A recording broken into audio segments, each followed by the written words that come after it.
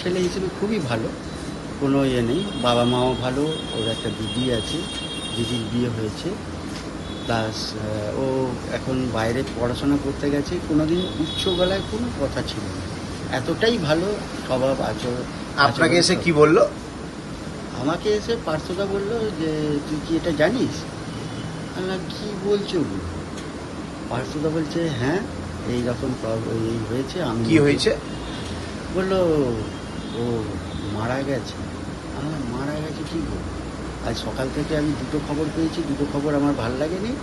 ঠিক আছে, তবু ওগুলো মেনে নেবে, কিন্তু এটা তো 26 বছর বয়সে, এটা একদম আমার শুনে আমার নিজেরও খুব খারাপ লাগছে।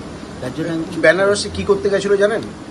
ও ইয়ে করতে গেছিলো, ওই কী বলে অ্যানাস্থেসিয়ারের যে ডাক্তারি। হ্যাঁ, ডাক্তারি পড়াশোনায় গেছে। ডাক্তারি পড়াশোনায় গিয়েছিল। কেমন ছেলে ছিল? কেমন ছেলে লাগায়? ছেলে দারুণ ছেলে, খেলাধুলো, পড়াশোনা ছাড়া ওর কোনো কথা ছিল না। আপনি কথা বলতেন দেখা হলে? খুব রেয়ার, আমি খুব কমই কথা বলেছি। আশেপাশে যারা রয়েছে তারা জানতো, চিনতো। এখন বাবা মা কোথায় ছেলেটা? গেছে, ওখানে গেছে, বেনারসে। বেনারসে গেছে।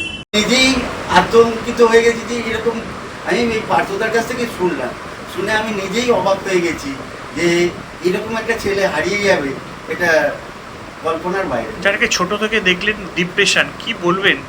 না, ডিপ্রেশনটা ছোট থেকে আমরা বুঝতে পারিনি, কোনোটাই বুঝতে পারিনি। অনেক পরে এসছে ডিপ্রেশনটা। আমরা কিন্তু ওকে যখনই দেখেছি চুপচাপ, খুব ঠান্ডা মাথায় সব সাইকেল সময় নিয়ে যাচ্ছে, খেলাধুলো আর পড়াশুনো এছাড়া একদিনও চিৎকার শুনিনি। বিকেলবেলায় জানতে পারলাম যে এরকম, সেই ওয়ার্ডটাই আমার শুনে কিরম লাগলো, একটা স্পোর্টসম্যান তার সঙ্গে এত ভালো ব্রিলিয়ান্ট স্টুডেন্ট কেন এরকম করলো।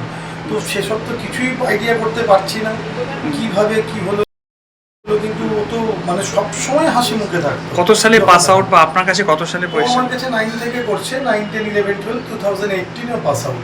সে বছরই ও ভালো র্যাঙ্ক করে বেরিয়ে গেল। তারপর কোথায় পড়াশোনা করে? মেডিকেল কলেজে পড়াশোনা করলো। তারপর তো এখন তো বিএইচইউতে ছিল, অ্যানাস্থেসিয়া নিয়ে এমডি করছে।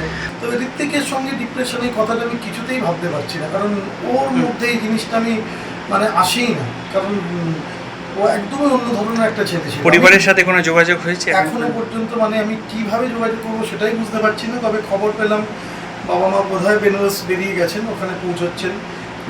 দেখি কি হয়, এবার তো যোগাযোগ করবো, নিশ্চয়ই ওর বাড়িতে যাবো।